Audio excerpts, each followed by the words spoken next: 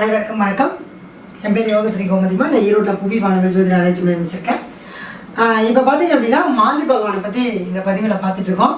அதில் லக்னத்துல இருந்து 4ஆம் இடத்துல மாந்தி பகவான் இருந்தா எந்த மாதிரி எல்லாம் பிரச்சனைகளை கொடுப்பாரு அப்படிங்கிறத பற்றி தான் பார்க்க போகிறோம். மாந்தினாலே பொதுவாக என்னன்னா எல்லாருக்கும் ஒரு கேள்வி இருக்கு, இது நமக்கு நல்லதே செய்ய மாட்டாரா அப்படின்ற கேள்வி நிச்சயம் எல்லாருக்கும் இருக்கு. நல்லது செய்வார். எப்போ செய்வார்னா நம்மளுடைய அந்த சாபத்தை நிவர்த்தி பண்ணும்போது கண்டிப்பாக நம்மளுக்கு என்ன பண்ணுவாருங்க, நல்லதை செஞ்சு கொடுப்பாரு. சரிங்களா? அப்போ இந்த 4ஆம் இடத்துல இருக்கக்கூடிய மாந்தி என்ன பண்ணுவார் அப்படின்னா இந்த சொத்து அப்படிங்கிற ஒரு விஷயத்துல நமக்கு முதல்ல பாதிப்பு கொடுப்பாரு. அடுத்தது தாயாருக்கு வேதனை கொடுப்பாரு. நம்ம பிறந்த ஜாதகத்துல 4ஆம் இடத்துல மாந்தி இருந்ததுன்னா முதல்ல தாயாருக்கு தான் நிம்மதி இல்லாத ஒரு வாழ்க்கையை கொடுப்பாரு. நிம்மதி அப்படிங்கிறது அவங்கள இல்லாத மாதிரியான ஒரு சுச்சுவேஷனை கொடுப்பாரு. அதே மாதிரி இல்லை தாயாருக்கு உடல் நலத்துல பாதிப்பு, ஏதோ ஒண்ணு மனநிலையில பாதிப்பு, ஏதோ ஒரு விதத்துல தாய்க்கு தான் முதல்ல வழியை கொடுப்பாரு அந்த குழந்தை பிறந்ததுக்கு அப்புறம். அதுக்கப்புறம் பாத்தீங்கன்னா இவங்களுடைய உடல் ஆரோக்கியம், சந்தோஷம், அதாவது சுகம் அப்படிங்கக்கூடிய ஒரு விஷயம் 4ஆம் பாவமா இருக்கிறதுனால அதுல எல்லாமே ஒரு பிரச்சனையை கொடுப்பாரு. அடுத்தது இவங்க சம்பாரிச்சு ஒரு வண்டி வாங்கலாம், வாகனம் வாங்கலாம் அப்படிங்கிறப்ப அந்த வண்டி வாகனங்கள் என்னதான் இருந்தாலுமே கூட அது ஒரு சில நேரங்களில் இவங்களுக்கு பயன்படாம போயிடும். அந்த வண்டி வாகனம் வாங்குறதுல ஒரு போராட்டத்தை கொடுப்பாரு.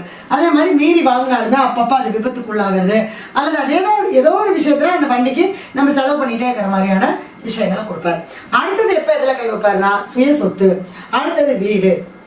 அப்போ இவர் ஒரு வீடு அப்படின்னா வீடு அப்படிங்கிறது இவருக்கு எப்போ அமையும், இவருக்கு ஒரு குடும்பம் அமைஞ்சாதான் இவருக்குன்னு ஒரு தனியான வீடு. இப்போ அது பெண்ணா இருந்தாலும் சரி ஆணா இருந்தாலும் சரி, அப்ப அந்த வீடு அப்படிங்கிறது இவருக்கு ஒரு மன நிம்மதி இல்லாத ஒரு தன்மையை கொடுக்கும். அப்ப அந்த வீடு அமையறதுக்கு, அதாவது குடும்பம் அமையறதுக்கு, இந்த சுகஸ்தானம் கிடைக்கிறதுக்கு கொஞ்சம் பாதிப்புகளை கொடுப்பாரு. அது தசாபுத்தி நல்லா இருந்தா திருமணத்தை பண்ணி வச்சிருவார். ஆனா அந்த சுகம் அப்படிங்கிற ஒரு விஷயத்துல இவங்களுக்கு ஒரு பாதிப்பு இருக்கும். எப்படின்னா எல்லாம் இருக்கும், இவரால் வீட்டில் இருக்க முடியாது. எல்லாம் இருக்கும், மனைவி இருக்கும், குழந்தைங்க இருப்பாங்க, வீட்டில் எல்லாரும் இருக்கும். ஆனால் இவர் வீட்டில் இருந்து அதை அனுபவிக்க முடியாது. இவர் எப்போ பார்த்தாலும் வெளியில் தான் இருப்பார். தொழிலுக்காக இருக்கலாம், இல்லை ஏதோ ஒரு விஷயத்தில் அந்த மாதிரியான பிரச்சனைகளை கண்டிப்பாக கொடுக்கும். சரிங்களா? அடுத்தது பார்த்தீங்க அப்படின்னா இவர் ஒரு இடம் வாங்கி ஒரு வீட்டை கட்டார். வீடு கட்டுறதுக்குள்ள போதுமான ஆகி போயிடும். அதே அந்த வீடு இடமே வாங்குறத பார்த்தீங்கன்னா ஏதோ ஒரு சாபம் உள்ள இடமா தான் நம்மளுக்கு அமையும். அதில் தான் அந்த வீட்டையும் கட்டுவார். அந்த வீட்டை கட்டி முடிச்சதுக்கப்புறம் அந்த வீட்டுக்குள்ள ஒரு நிம்மதி அப்படிங்கிறதே இல்லாமல் போயிடும். மன கஷ்டம், போராட்டம், பண கஷ்டம் ஏதோ ஒன்று அந்த வீட்டுக்குள்ள இருந்துக்கிட்டே இருக்கும். அப்போ ஏன்னா நமக்கு அது இப்போ இதெல்லாம் இருக்கிறது, இது எப்போ பாதிக்கும்னா வீடெல்லாம் கட்டி நான் 1 வருஷம் 2 வருஷம் நல்லா தாங்க இருந்தேன், அதுக்கப்புறம் தாங்க எனக்கு பிரச்சனை வந்துடும். அப்போ 4ஆம் இடத்துல மாந்தி இருந்தால் எனக்கு வீடு கட்டையிலே பிரச்சனையா இருக்கணும் இல்லை? கிடையாது. அந்த மாந்தி எந்த நட்சத்திரத்தில் நிற்கிறாரோ அந்த நட்சத்திர கிரகம் உங்களுடைய ஜாதகத்துல தசாபுத்தி நடத்தும் போது கண்டிப்பா பாதிப்பு கொடுப்பார். அதுதான் கான்செப்ட். எப்பவுமே இருப்பாரு, ஆனா அவர் எப்ப எந்திரிச்சு வேலை செய்வாரு, அப்பதான் வேலை செய்வார், அப்பதான் நம்ம கர்மாவை கொடுப்பாரு.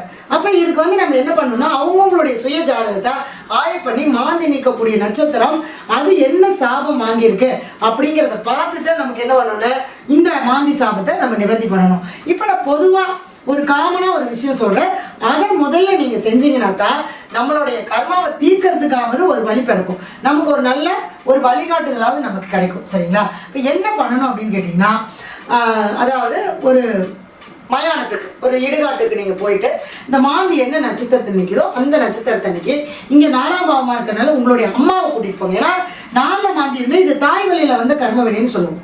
அது எந்த பாவத்துல இருக்கோ அது சம்பந்தப்பட்ட பிரச்சனையை கண்டிப்பா கொடுக்கும். அடுத்தது அந்த 4ஆம் பாவம் எந்த வீடா வருதோ அப்ப தாயாரை கூட்டிட்டு போய் அவங்க கையினால ஒரு வாழை வாங்கிட்டு போய் தேங்காய், பழம், வெத்தலை பாக்கு, ஒரு மாலை, ஒரு துணி வாங்கிட்டு போய் வச்சு படைச்சிட்டு அங்க இருக்கக்கூடிய வெட்டியாங்கிட்ட ஒரு 101 ரூபாயோ 200 ரூபாயோ காணிக்க மனசார செய்யணும். அதாவது 101 தான் கொடுக்கணுமா, ஏன் 51 கொடுக்கக்கூடாது அப்படி நீங்க நினைக்கவே கூடாது. உங்க மனசுக்கு என்ன தோணுதோ அதை ஆத்மார்த்தமா நீங்க அவங்ககிட்ட கொடுத்துட்டு அதை எல்லாமே அவங்ககிட்ட எடுத்து கொடுத்துட்டு, இல்ல நீங்க எதுவுமே பண்ண வேண்டாம், கற்பூரம் வச்சு சாமி கும்பிட்டு இதை எடுத்துக்கப்பான்னு சொல்லிட்டு நீங்க பாட்டுக்கு வந்துருங்க. வரும்போது என்னன்னா திரும்பி பார்க்காம வரணும், போகும்போது வெறுங்கால தான் போகணும், செருப்பு போட்டு போகக்கூடாது.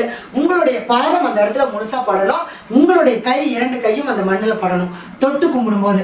அப்ப இதெல்லாம் நீங்க உணர்ந்து ஆத்மார்த்தமா செஞ்சுட்டு வந்தீங்கன்னா நிச்சயமா உங்களுக்கு அந்த 4ஆம் இடத்துல இருக்கக்கூடிய மாந்தி பகவான் உங்களுக்கு அந்த வீட்டுல அப்படிங்கக்கூடிய ஒரு விஷயத்துல நிம்மதியும் சந்தோஷத்தையும் கொடுப்பார். நம்பிக்கையோடு செய்யுங்க, நல்லதே நடக்கும். நன்றி. வாழ்க வளமுடன்.